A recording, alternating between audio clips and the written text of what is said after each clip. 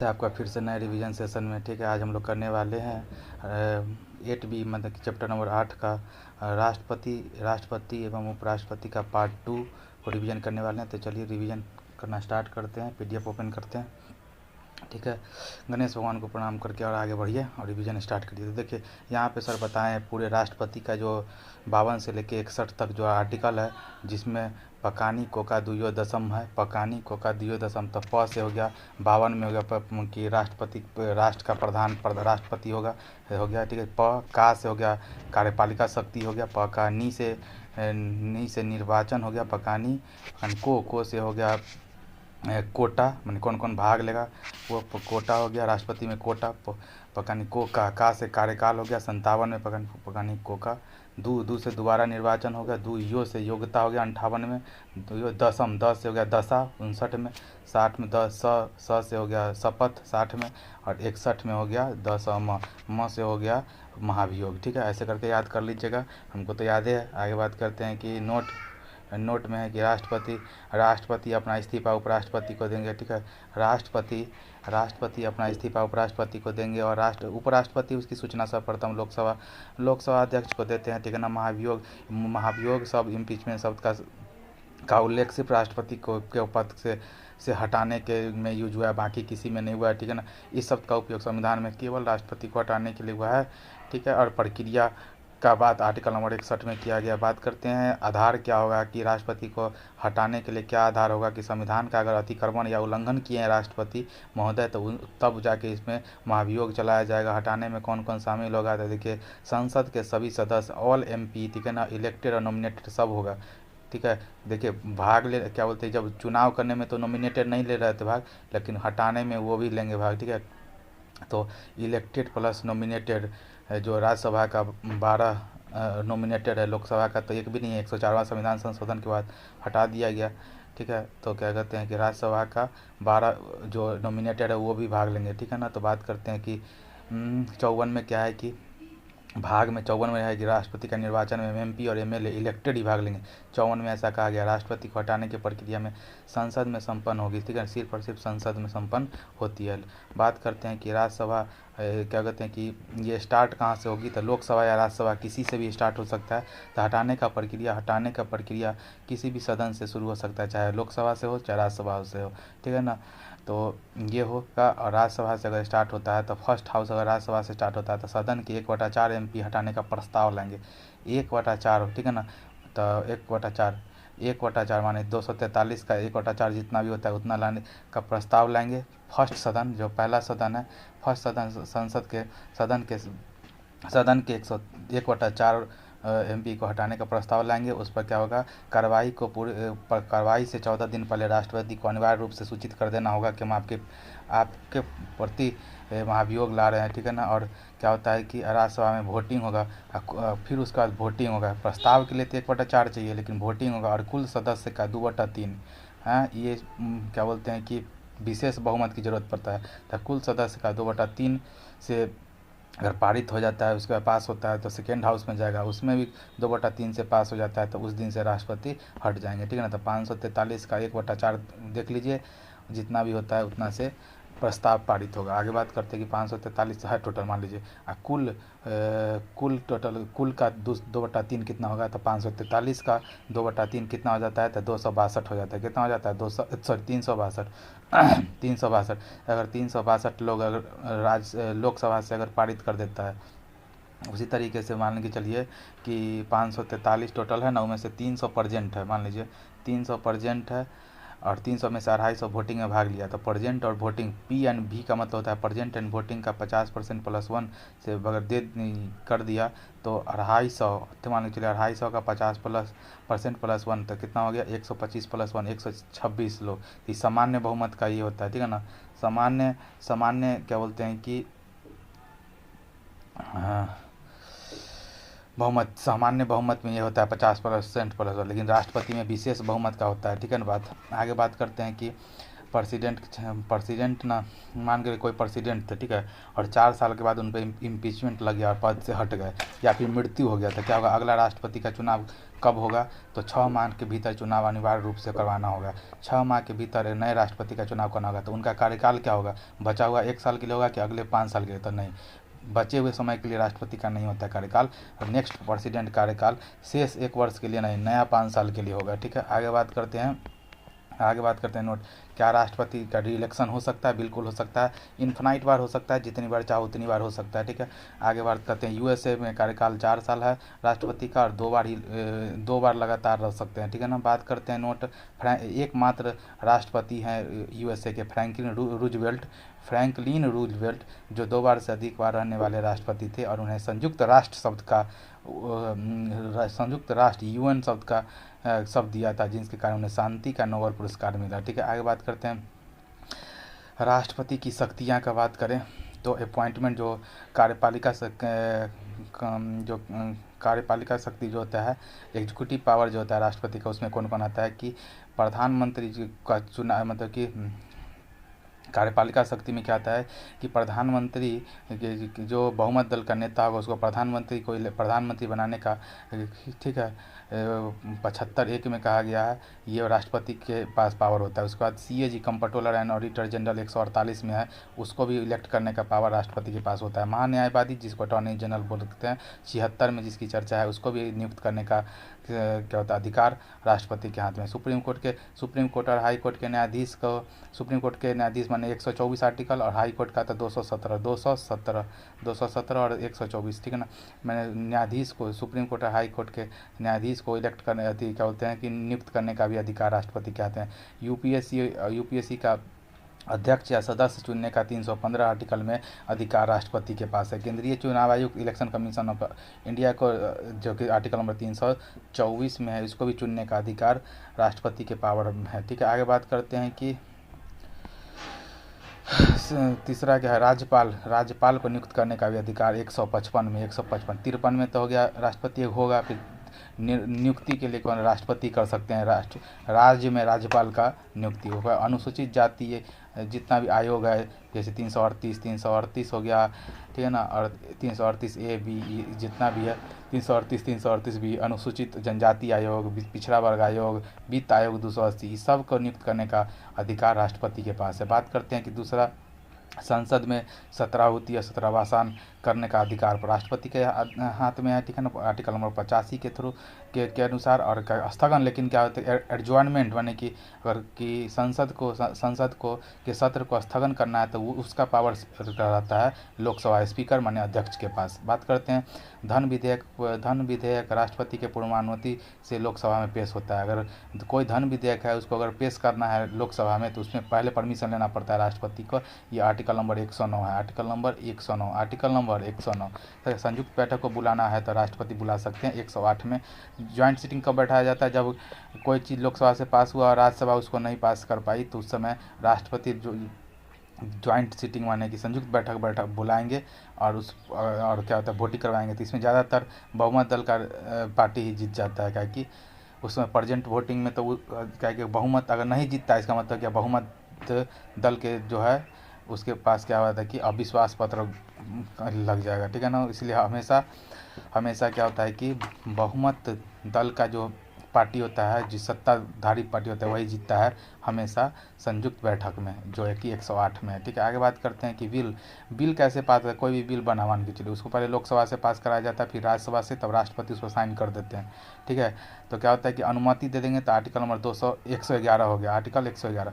लेकिन ऑप्शन उनके पास क्या है, राष्ट्रपति के पास क्या क्या ऑप्शन है, कोई भी विधेयक के ऊपर या तो एक्सेप्ट कर लेंगे, चाहे रिजेक्ट कर देंगे, या फिर पुनर्विचार के लिए, रिकन्सिडरेशन के लिए भेज सकते हैं, केवल एक बार भेजेंगे। ठीक है, या फिर पॉकेट वीटो कर लेंगे। ठीक है ना, बिल को अपने पास ही रख लेना, पॉकेट वीटो होता है। ठीक है, आगे बात करते हैं पॉकेट वीटो का इस्तेमाल ज्ञानी जैन सिंह जो प्रेसिडेंट थे राजीव गांधी के समय, उन्होंने किया था डाक अधिनियम के लिए। ठीक है ना, और छठा है अध्यादेश 123 123 अध्यादेश हो गया, ऑर्डिनेंस। इसमें क्या होता है, अस्थायी कानून बनाने का अधिकार भी राष्ट्रपति के हाथ में है। जब संसद सत्र में न होता तो राष्ट्रपति की विधायी शक्ति है कि जब संसद भविष्य में सत्र में आएगा तो उसे फिर से पारित कर लेगी।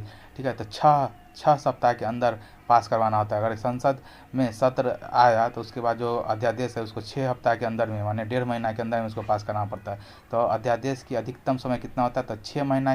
देखिए हर एक 2 सत्र के बीच में 6 महीना का अंतर होता है, तो 6 महीना प्लस 6 हफ्ता, तो 7 महीना 7.5 महीना, ठीक है ना। तो संसद के 2 सत्रों के मध्य अधिकतम 6 माह का अंतराल होता है। तो एक साल में क्या कि मिनिमम दो सत्र होना जरूरी है। तो टोटल कितना हो गया, 6 माह प्लस 6 हफ्ता, तो 6 एक 7 7.5 माह हो गया, ठीक है। ये बात समझ में आ गया कि जैसे कि कोई संसद है, कोई संसद एक सत्र है, फिर 2 सत्र, उसमें 6 महीना का गैप है, लेकिन उसी बीच में शुरुआत में क्या हुआ कि अध्यादेश आ गया, ठीक है। अध्यादेश वाला प्रेसिडेंट ला दिए, तो उसके बाद जब नेक्स्ट क्या होते हैं सत्र बैठेगा, ठीक है, तो वो तो कब 6 महीना कंप्लीट होने के बाद ही पूरा। तो उधर शुरू में जब सत्र शुरुआत हो उसी समय 6 हफ्ता के अंदर ही क्या कहता है कि उस अध्यादेश को पारित कराना पड़ता है लोकसभा राज्यसभा से, ठीक है ना। तो इसलिए क्या हुआ, 6 महीना प्लस 6 सप्ताह, तो कितना 7.5 माह हो गया ना। वही बात हो गई। क्षमादान का शक्ति आर्टिकल नंबर 72 में, ठीक है ना, राष्ट्रपति के हाथ में होता है। 10 क्या होता है कि किसी भी उम्र कैद की सज़ा को भी सज़ा के माने कम कर सकते हैं, माने सज़ा की प्रकृति को परिवर्तित कर सकते हैं। 10 साल अल्पीकरण कर सकते हैं, माने सज़ा की अवधि को अल्पीकरण कर सकते हैं। 10 साल को किसी को सज़ा मिल गया तो उसको घटा के 5 साल कर सकते हैं। मृत्युदंड को, कैपिटल पनिशमेंट को माफ़ कर सकते हैं। अगर किसी को फांसी का सज़ा मिल गया तो उसको माफ़ कर देंगे। आगे बात करते हैं कि मार्शल लॉ, अगर मार्शल लॉ को मार्शल लॉ का अगर उल्लंघन होता है तो उसका जो सज़ा मिलता है उसको भी माफ़ करने का अधिकार राष्ट्रपति का ही होता है। आर्टिकल नंबर 143 में आर्टिकल नंबर 143 में क्या है कि कानूनी सभा प्रेसिडेंट सुप्रीम कोर्ट से क्या होता है कि कानूनी सलाह ले सकता है और सुप्रीम कोर्ट दे सकता है, लेकिन दोनों एक दूसरे पर बाध्य नहीं है कि देना ही है। अगला है विविध, राष्ट्रपति को शपथ मुख्य न्यायाधीश दिलवाते हैं। आर्टिकल नंबर 60 में लिखा गया है। और किस चीज़ का शपथ दिलाते हैं, तो संविधान की रक्षा करना और जनता का कल्याण करना राष्ट्रपति के कहते हैं कि शपथ पत्र में होता है, ठीक है। आगे बात करते हैं कार्यवाहक का राष्ट्रपति का विकल्प है, कार्यवाहक का विकल्प, ठीक है ना। जैसे उपराष्ट्रपति ही कार्यवाहक राष्ट्रपति के रूप में विकल्प है, ठीक है। मान के चलिए कि बीबी गिरी थे, ठीक है, उपराष्ट्रपति मान के चलिए, और कार्यवाहक राष्ट्रपति बने थे बीबी गिरी वर्सेज नीलमा संजीवा रेड्डी थे, ठीक है। तो ये हो गया। हिदायतुल्ला भी थे, ठीक है ना, तो बने थे कार्यवाहक राष्ट्रपति, ठीक है। मुख्य न्यायाधीश बन सकते हैं या तो फिर उपराष्ट्रपति बन सकते हैं, ठीक है। मुख्य न्यायाधीश में देखो हिदायतुल्ला जो थे सुप्रीम कोर्ट के, हिदायतुल्ला वो बने थे, और उपराष्ट्रपति में बीबी गिरी बने थे, ठीक है। आगे बात करते हैं प्रमुख राष्ट्रपति का अगर बात करें, प्रमुख राष्ट्रपति का तो पहले नंबर पर राष्ट्रपति का नाम डॉक्टर राजेंद्र प्रसाद आता है। बिहार के थे। 1950 से लेकर 1962 के बीच में, 1950 से 1962 के बीच में 2 बार राष्ट्रपति रहने वाले एकमात्र व्यक्ति कौन थे, डॉक्टर राजेंद्र प्रसाद। आ गया है सर्वपल्ली राधाकृष्णन। सर्वपल्ली राधाकृष्णन जब पहली बार ये राजेंद्र प्रसाद क्या कहते हैं कि राष्ट्रपति थे, उस समय उपराष्ट्रपति कौन थे, सर्वपल्ली राधाकृष्णन शिक्षक थे। और 1954 में पहला भारत रत्न अवार्ड जीतने वाले भी सर्वपल्ली राधाकृष्णन थे, ठीक है। 1950 से लेकर 1962 के बीच में, 1950 से लेकर 1962 के बीच में उपराष्ट्रपति थे। उसके बाद पहले राष्ट्रपति जो कि राष्ट्रपति से पहले उपराष्ट्रपति थे, ठीक है। अब बात करते हैं जाकिर हुसैन का। जाकिर हुसैन तो 67 से 69 तक, 1967 से 68 में राष्ट्रपति पर पद पर रहते हुए निधन हो गया था, ठीक है ना। जाकिर हुसैन का राष्ट्रपति के पद पर रहते हुए निधन हो गया था डॉक्टर जाकिर हुसैन का। बीबी गिरी की बात करें तो पहले कार्यवाहक राष्ट्रपति बीबी गिरी थे। अंतरात्मा की आवाज़ पर राष्ट्रपति का चुनाव स्वतंत्र उम्मीदवार थे, ठीक है ना, अंतरात्मा की आवाज़ पर, ठीक है। उसके बाद जीतने वाले बीबी गिरी थे। नोट है कि उपराष्ट्रपति कार्यवाहक राष्ट्रपति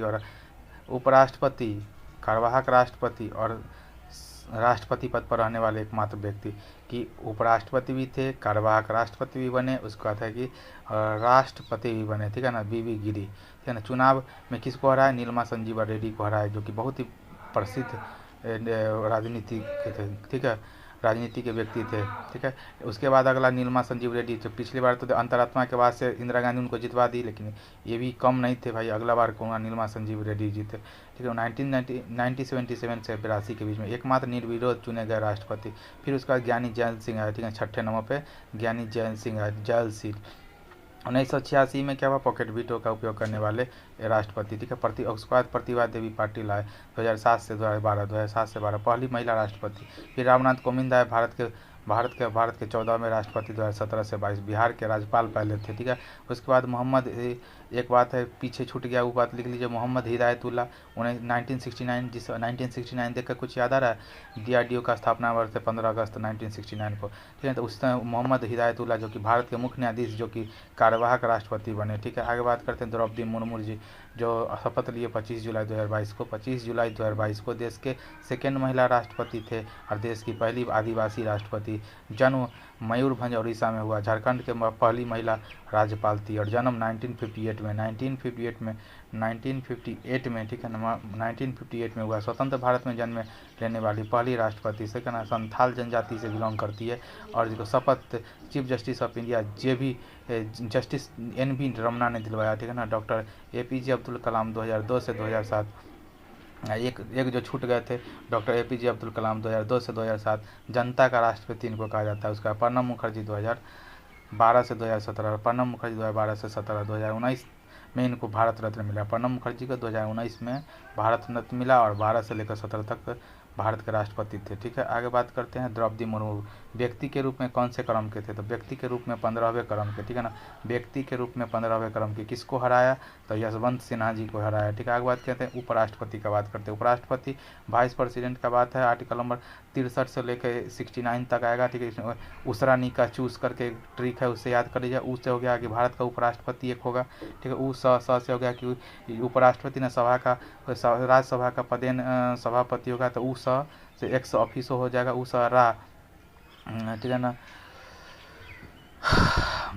उसका 66 में है, 66 में क्या हो गया, 66 में चुनाव का बात करें निर्वाचन मंडल में, ठीक है ना। संसद के सभी सदस्य इलेक्टेड और नॉमिनेटेड दोनों भाग लेते हैं, ठीक है ना। जो प्रेसिडेंट में क्या था, इलेक्टेड MLA इलेक्टेड MP तो ही भाग लेंगे, नॉमिनेटेड नहीं भाग लेंगे प्रेसिडेंट वाला में। लेकिन यहाँ पर उपराष्ट्रपति में इलेक्टेड और नॉमिनेटेड दोनों भाग लेंगे। आगे बात करते हैं एक अप्रत्यक्ष चुनाव होगा, STV policy, single transferable vote system, गुप्त मतदान होगा। बात करते हैं 69 में राष्ट्रपति के द्वारा इनका क्या होता है कि शपथ लिया जाएगा। 69 में योग्यता है न्यूनतम उम्र 35 साल, ठीक है ना।